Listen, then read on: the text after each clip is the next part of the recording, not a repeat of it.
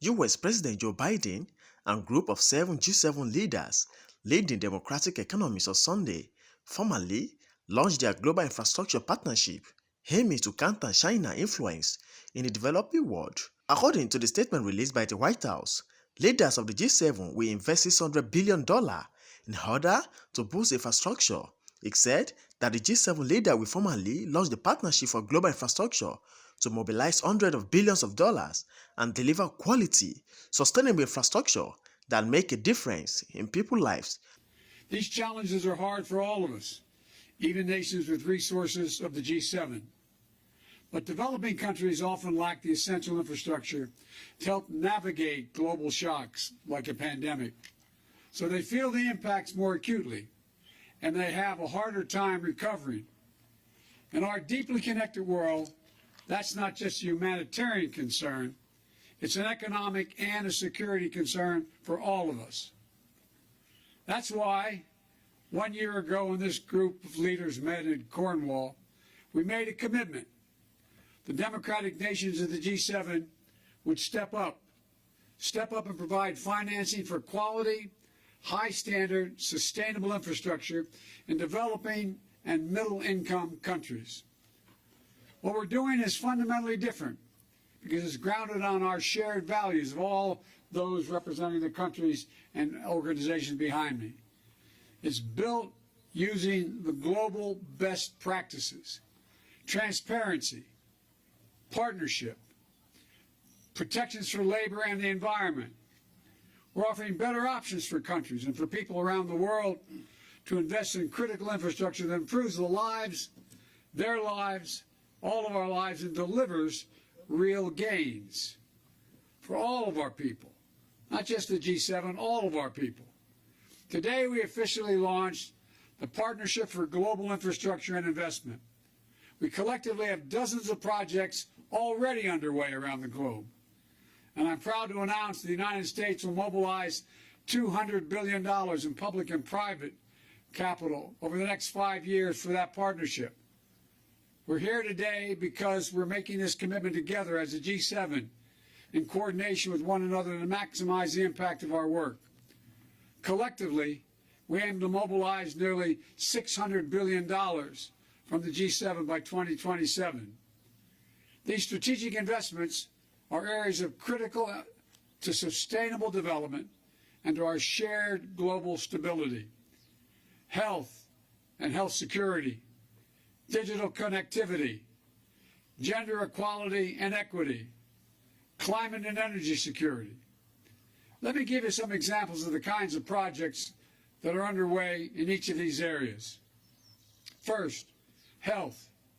2 years ago, COVID-19 didn't need any reminders about how critical investments in healthcare systems were and health security is, both to fight the pandemic and to prepare for the next one, because it will not be the last pandemic we have to deal with.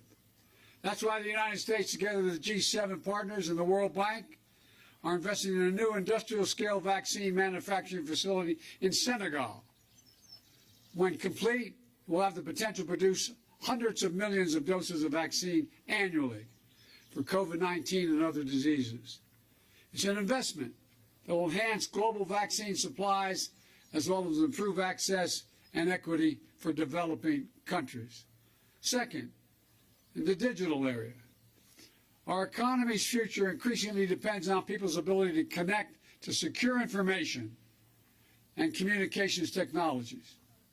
We need to strengthen the use of trusted technologies so that our online information cannot be used by autocrats to consolidate their power or repress their people. That's why the Digital Invest program is mobilizing $335 million in private capital to supply secure network equipment in Africa, Asia, and Latin America.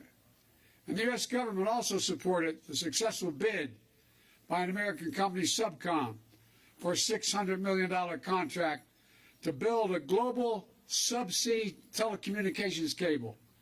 This cable will stretch from Southeast Asia through the Middle East and the Horn of Africa to Europe. This will be essential to meeting the growing demand for reliable, security, high-tech connectivity in 3 key regions of the world. Third, gender. When women and girls have the ability and the opportunity to participate more fully in their societies and economies, we see positive impacts not only in their communities, but around the board, across the board. We have to increase those opportunities, though, for women and girls to thrive, including practical steps to make child care more accessible and affordable as we continue the vital work to protect and advance women's fundamental rights. The United States is committing $50 million over 5 years to the World Bank Global Child Care Incentive Fund. This public-private partnership, supported by several G7 partners, will help countries build infrastructure that makes it easier for women to participate equally in the labor force. Fourth, and very important, climate and energy. We're seeing just how critical this is every day. The entire world is feeling the impact of Russia's brutal war in Ukraine and on our energy markets. We need worldwide effort to invest in transformative clean energy projects to ensure that critical infrastructure is resilient to changing climate. Critical materials that are necessary for our clean energy transition, including the production of batteries, need to be developed with high standards for labor and environment. Fast and reliable transportation infrastructure, including railroads and ports, is essential to moving inputs for refining and processing and expanding access to clean energy technologies. For example, the U.S. government just facilitated a new partnership between 2 American firms and the government of Angola to invest $2 billion in building a new solar projects in Angola. It's a partnership that will help Angola meet its climate goals and energy needs while creating new markets for American technologies and good jobs in Angola, and I suspect throughout Africa.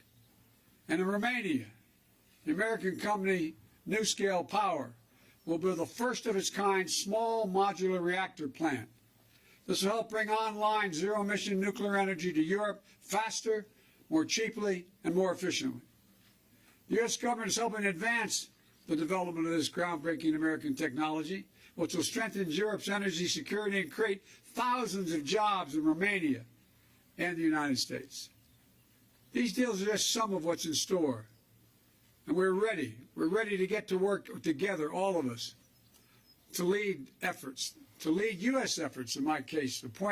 I appointed Amos Hochstein, my special presidential coordinator, to deal with the rest of our colleagues. I'll lead the U.S. whole-of-government approach to drive a coalition and a collaboration with the G7 and our partners around the world, including private sector and multilateral development banks. I want to be clear. This isn't aid or charity. It's an investment that will deliver returns for everyone, including the American people and the people of all our nations. It will boost all of our economies. It's a chance for us to share our positive vision for the future and let communities around the world see themselves and see for themselves the concrete benefits of partnering with democracies. Because when democracies demonstrate what we can do, all that we have to offer, I have no doubt that we'll win the competition every time. Thank you,